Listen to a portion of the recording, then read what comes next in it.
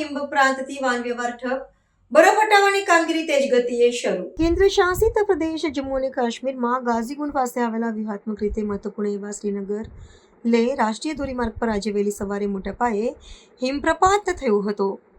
પર્વતો પરથી ધસી આવેલા બરફના તતિંગ જથ્થાએ માર્ગનો મોટો હિસ્સો રોકી દીધો હતો, જેના કારણે લદ્દાખને કાશ્મીર ખંડ સાથે જોડતો એકમાત્ર જમીની માર્ગ બંધ થઈ ગયો છે. સ્થાનિક વહીવટીતંત્ર અને આપત્તિ વ્યવસ્થાપન દળો તાત્કાલિક સ્થળ પર પહોંચી ગયા છે અને ફસાયેલા વાહનો તેમજ મુસાફરોની સુરક્ષા સુનિશ્ચિત કરવા માટે તપાસ હાથ ધરી છે.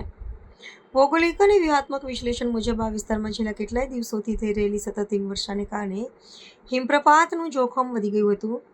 સીમા સડક સંગઠનના અદ્યતન યંત્રો અને શ્રમિકો અત્યારે માર્ગ પરથી બરફ હટાવવાની જટિલ પ્રક્રિયામાં વ્યસ્ત છે.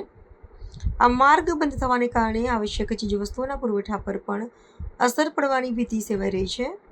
સત્તાવાળાઓએ પ્રવાસીઓ અને સ્થાનિક ચાલકોને અત્યારે આ માર્ગ પર મુસાફરી ન કરવા અને હવામાન વિભાગની સૂચનાઓનું પાલન કરવા સખત તાકીદ કરી છે.